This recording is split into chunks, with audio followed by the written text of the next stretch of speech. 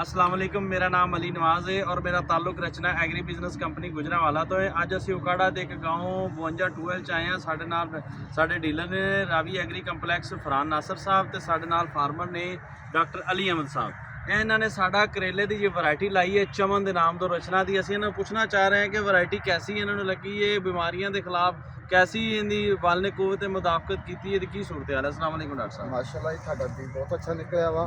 ਕੁਵਤ ਦੇ ਮੁਤਾਬਕ ਤੇ ਜ਼ਿਮੀਂਦਾਰ ਤੇ ਮਨਸਰ ਆ। ਜ਼ਿਮੀਂਦਾਰ ਆਪਣੀ ਦੇਖਭਾਲ ਕਰੇਗਾ, ਟਾਈਮ ਨਾਲ ਖੁਰਾਕ, ਟਾਈਮ ਨਾਲ ਖਾਦ, ਟਾਈਮ ਨਾਲ ਸਪਰੇ ਲਏਗਾ ਤੇ ਔਸ ਲਏਗਾ ਤੇ ਜਦੋਂ ਜ਼ਿਮੀਂਦਾਰ ਨੇ ਖੇਤ 'ਚ ਫਿਰਨਾ ਨਹੀਂ, ਬਿਮਾਰੀ ਨਹੀਂ ਦੇਖਣੀ ਤੇ ਔਸ ਨਹੀਂ ਆਏਗੀ। ਲੇਕਿਨ ਮਾਸ਼ਾल्लाह ਵੀ ਬਹੁਤ ਅੱਛਾ ਰਿਹਾ। ਠੀਕ ਹੈ ਤੇ ਇਹਦੀ ਮੰਡੀ ਦੇ ਵਿੱਚ ਇਹਦੀ ਸਭ ਤੋਂ ਪਹਿਲਾਂ ਜੀ ਅਲਹਮਦੁਲਿल्लाह ਇਹ ਕਰੇਲਾ ਵਿਕਦਾ ਵਾ, ਲੋਕਾਂ ਨੇ ਬਾਅਦ 'ਚ ਵੇਖਿਆ। अच्छा अपना पहला भी ਹਾਂ ਸਭ ਤੋਂ ਪਹਿਲਾਂ ਲਿਖਿਆ ਹੈ ਆਪਣਾ। चलो माशाल्लाह ते ਸਭ ਤੋਂ ਹਾਫਿਜ਼ ਸਾਹਿਬ ਦਾ ਕਰੇਲਾ ਵਿਕਦਾ बस बस अच्छा जी 300 ਨੂੰ हाँ ठीक है अच्छा जी। ਆਪਣਾ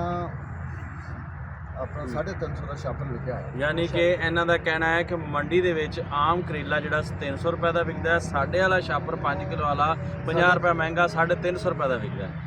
ਮਾਸ਼ਾਅੱਲਾ ਜੀ ਤੁਸੀਂ ਮੁਤਮਿਨ ਹੋਣਾ ਇਸ ਵਿੱਚ। ਮਾਸ਼ਾਅੱਲਾ ਬਹੁਤ ਮੁਤਮਿਨ। ਠੀਕ, ਮਿਹਰਬਾਨੀ ਜੀ, ਸ਼ੁਕਰੀਆ ਜੀ।